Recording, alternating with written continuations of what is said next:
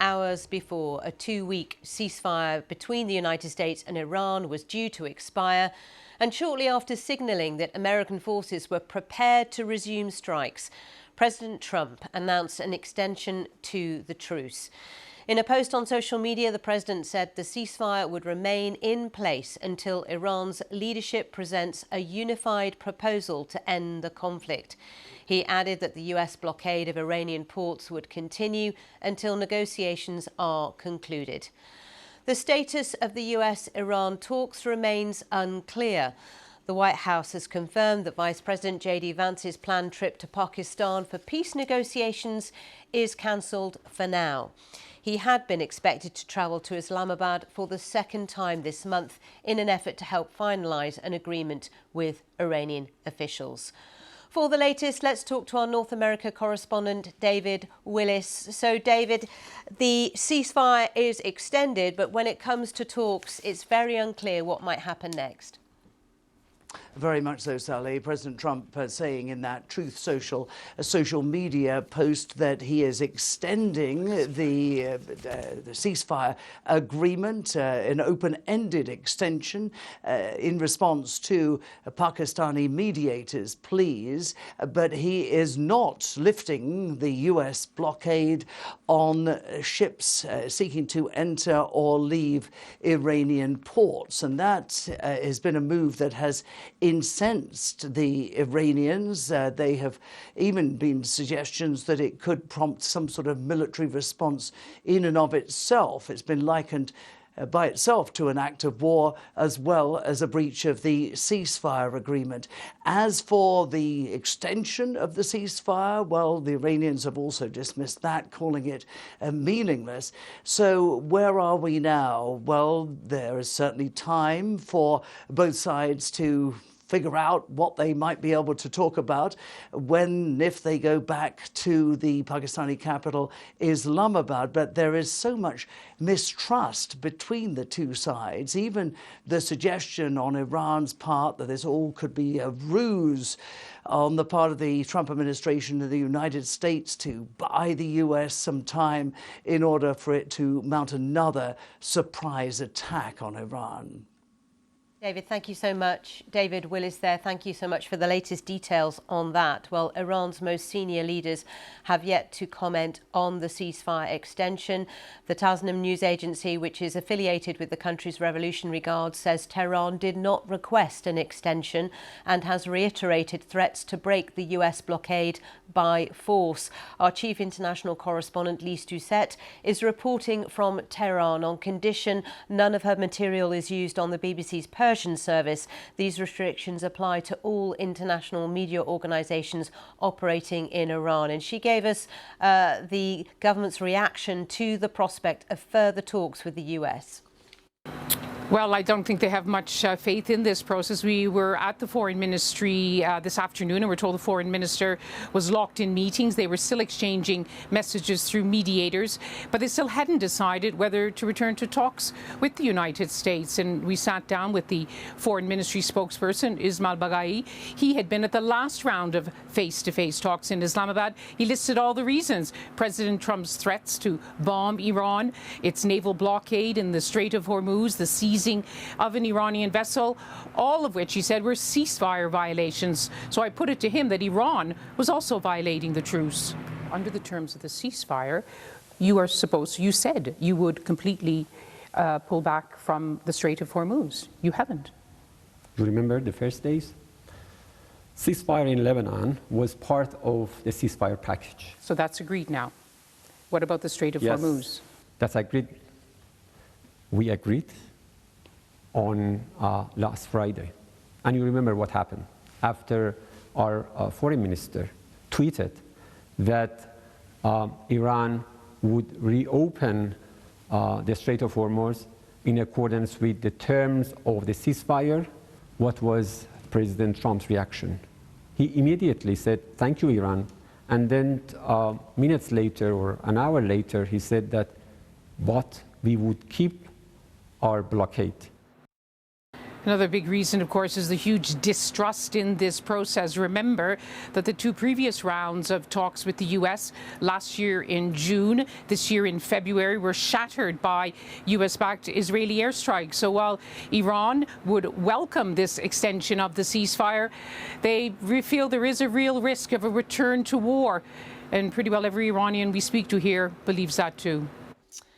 Lyse Doucet, who is in Tehran for us. Well, the Prime Minister of Pakistan, Shehbaz Sharif, has been reacting to the ceasefire extension. In a post on X, the Prime Minister said he sincerely thanked President Trump for accepting the request to extend the ceasefire to allow diplomatic efforts to take their course, adding that Pakistan would continue efforts for a negotiated settlement of the conflict.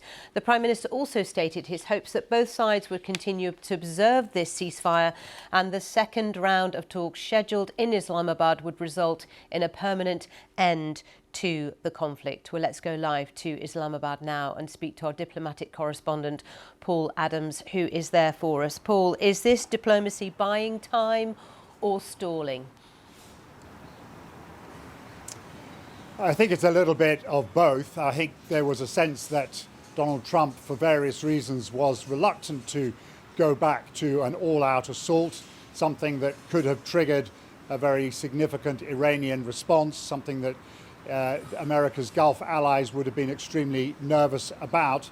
So I think in a way he has straddled the line between a return to war and giving space for diplomacy by putting off a resumption of hostilities, but maintaining what Iran regards as a hostile act, which is this blockade, the US blockade in the Strait of Hormuz, hoping to inflict a bit more economic pain on Iran and to concentrate minds there on the possibility of a return to the diplomatic track. I mean, Islamabad is still ready. The lockdown of parts of the city that has been in place all week is still there. I think Pakistani officials very much hope that this can still happen, although I think the prospects of it happening in the near future, by that I mean the next few days, seem at this point a little remote. And we know that Pakistan is doing as much as it can behind the scenes to get the two sides together. How much influence does it actually have? This is a matter of national pride for Pakistan. It really felt that this was an opportunity for it to emerge on the international stage as an important mediator between these two countries, between the United States and Iran. It has relations with both, and it has been keen to try and exploit that. It's not, however, in a position to really lean on anyone. It has no influence in that sense. It is merely a facilitator and someone who thinks that they can, that they can bridge the differences. They're in a position to pass messages. We've seen the government officials here hosting meetings with Iranian and American diplomats, very much in the heart of this frantic diplomatic effort to broker an extended ceasefire and perhaps something bigger than that. But as for the ability of Pakistan to actually influence the outcome, the decision-making in either Washington or Tehran, that's another matter.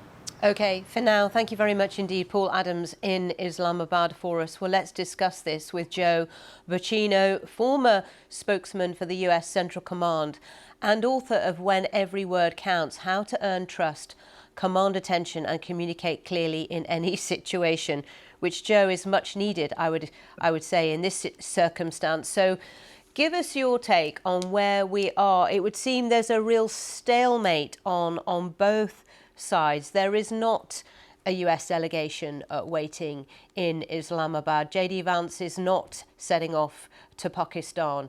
What's your take on where we are at the moment?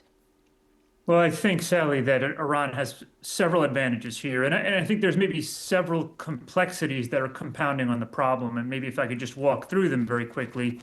The first one is the Iranian government is split up between the mullahs, the IRGC, and the Iranian parliament. All three must agree on a deal with the United States. That's the first thing. We don't think they're all agreeing right now. The second piece is Iran has gone through multiple leadership changes since this war started on February 28th.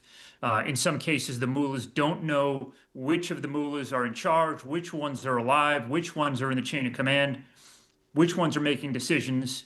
Third, Mujtaba Khomeini is 2 miles underground. He's not on any communication device.